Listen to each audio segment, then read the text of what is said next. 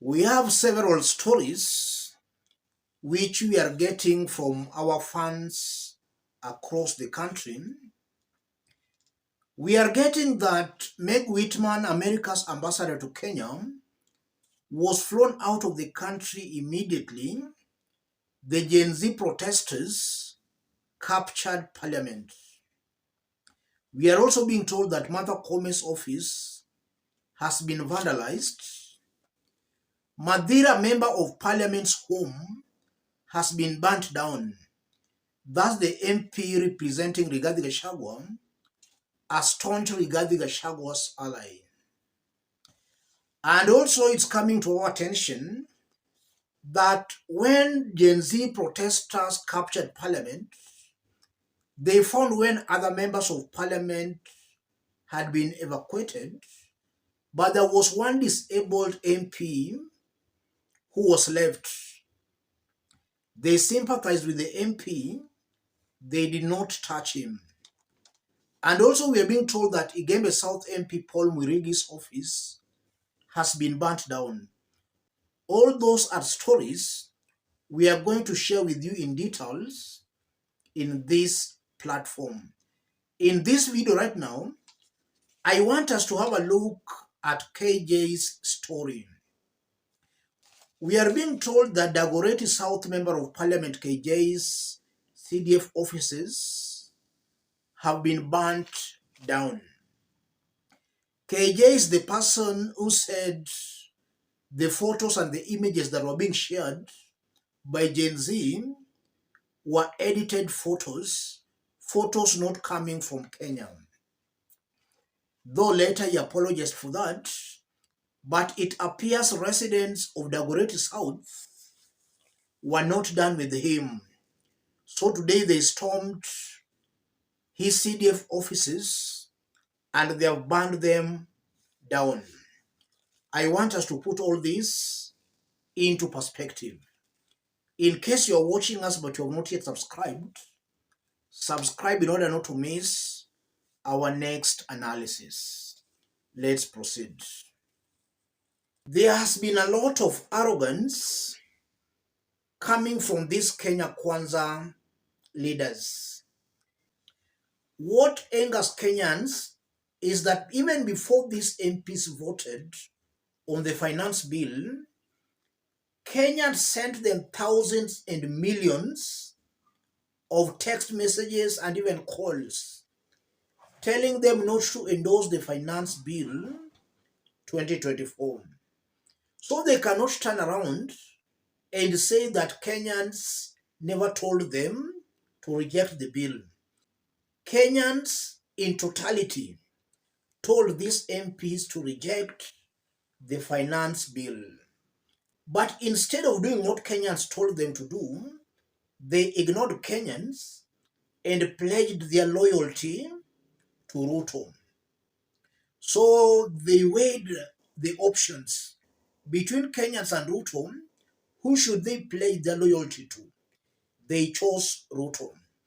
And this is why I still maintain that we must now just say the truth as it is. We must now hit the nail on the head. The problem we have in this country is William Ruto and his members of parliament. And previously, we were also blaming the people who elected them. But as it is right now, it's very clear the people realized their mistakes. The people who elected them have realized their mistakes. That's why they are trying to make amends. They are trying to make amends by telling these members of parliament to reject the finance bill, but these MPs are not taking them seriously. So I'm seeing a very high possibility where a revolution is coming, and this revolution is going to wipe out William Ruto and his team. And listening to Ruto speaking today, and this is something I also explained in my previous video, Ruto is not a good leader. A time where parliament, for the first time in the history of the country, where parliament has been occupied, William Ruto should rise to the occasion to be a symbol of national unity. Let him bring Kenyans together and let him understand why Kenyans are protesting. He should not start coming out dictating to Kenyans. That can only make Kenyans rebel more. And if you listen on how William Ruto has spoken, that has just, in fact, made Kenyans even rebel more against him. Because in the under 2 years of his rule, there is nothing good we can say this government has done for us. In fact, immediately upon William Ruto being sworn in as the president, he started off campaigns for 2027. Instead of sitting down in his office to deliver, he started 2027 campaigns. And even as I talk, Ruto keeps on lying to Kenyans, giving promises that he's not even fulfilling. And then he's not even bothered that he lied yesterday. He lied yesterday, he's lying today, and he will also lie tomorrow. Those are issues that Kenyans are not happy about. And also, if you look at what happened today, a lot is still happening behind the scenes. We are also getting some rumors that Ruto might reject that bill.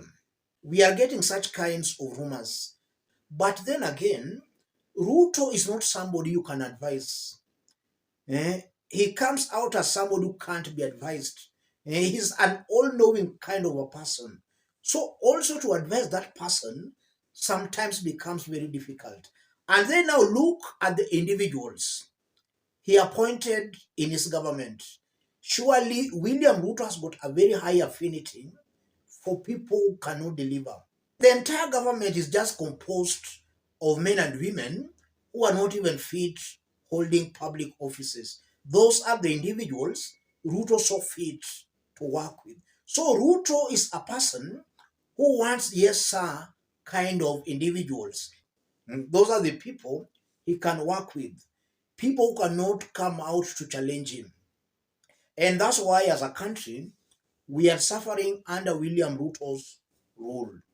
And again, if you look at the policies William Ruto has been initiating, it's coming out very clearly that this is not a president who was elected by Kenyans.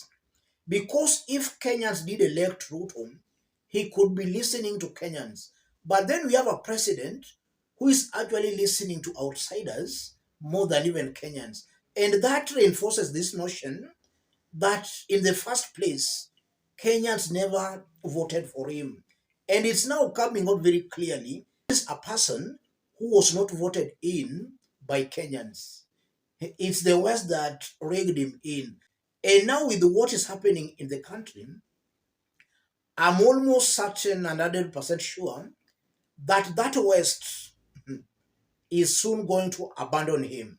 If they see us become very unpopular, they will just abandon him and they will work with his opponents.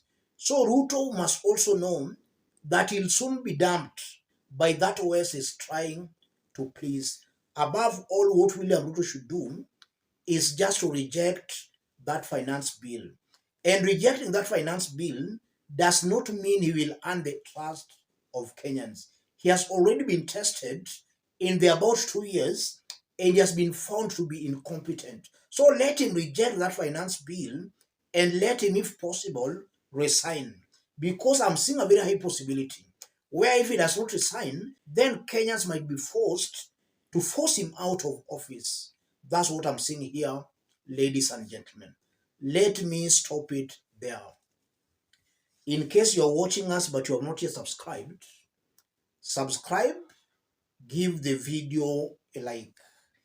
And to those watching us outside Kenya, drop a comment, let us know from which part of the globe you are watching us from.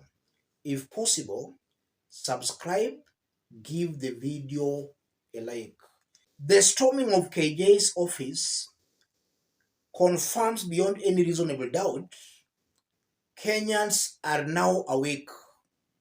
And going forward, these members of parliament will not be taking them for fools.